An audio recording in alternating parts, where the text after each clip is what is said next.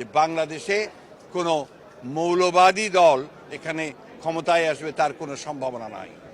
বাংলাদেশের 52 বছরের ইতিহাসে দেখা গেছে যে কখনোই কোনো মৌলবাদী দল তারা ক্ষমতায় আসতে পারেনি, বরঞ্চ তাদের যে শক্তি সেই শক্তি দিন দিন ক্ষীয়মান হয়ে এসেছে। ইনশাআল্লাহ আগামী বাংলাদেশ ইসলামী মৌলবাদীদের বাংলাদেশ, আগামী বাংলাদেশ কোরআন ও সুন্নাহর বাংলাদেশ, আগামী বাংলাদেশ এদেশের স্বাধীনতাকামী মানুষের বাংলাদেশ, আগামী বাংলাদেশ ধর্মীয় ব্যক্তিত্বের বাংলাদেশ, আগামী বাংলাদেশ সাম্য, মানবিক মর্যাদা এবং করে ফজল করিম ভাই ওনাকে নিয়ে আর আমাকে নিয়ে এদেশের যুব সমাজ অনেক স্বপ্ন দেখে। আমার বড় ভাই মাহফুজুল হক সাহেব যেরকম আমার মুরব্বী, ফজল করিম সাহেবের বড় ভাই রেজাউল করিম সাহেব অন্যান্য ভাইয়েরা ওনাদের মুরব্বী।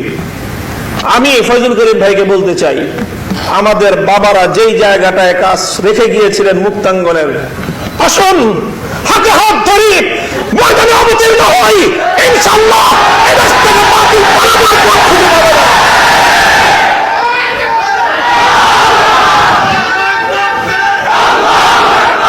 ইনশাআল্লাহ সুম্মা ইনশাআল্লাহ।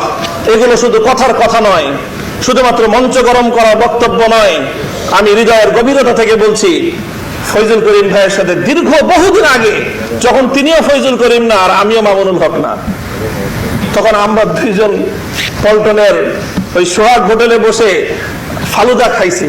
উনি আমাকে আপ্যায়ন করেছেন, বলেছিলেন যে মামুন ভাই আসেন আমরা ঐক্যবদ্ধ হই এবং দীর্ঘ লং টার্ম পরিকল্পনা নিয়ে আমরা কাজের ময়দানে অগ্রসর হই।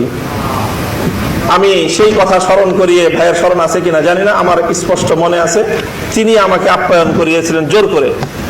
তো সেই জায়গাটা থেকে আসুন আমরা হাতে হাত রাখি। দীর্ঘমেয়াদী আমাদের বড়রা ঐক্য গড়েছিলেন। শাইখুল হাদিস এবং চরমনাই পীর সাহেব রহমতুল্লাহ আলাইহি বাংলাদেশে ইসলামী আন্দোলনের জন্য যে ঐক্যের ভিত তারা তৈরি করেছিলেন, নানা অনভিপ্রেত কারণে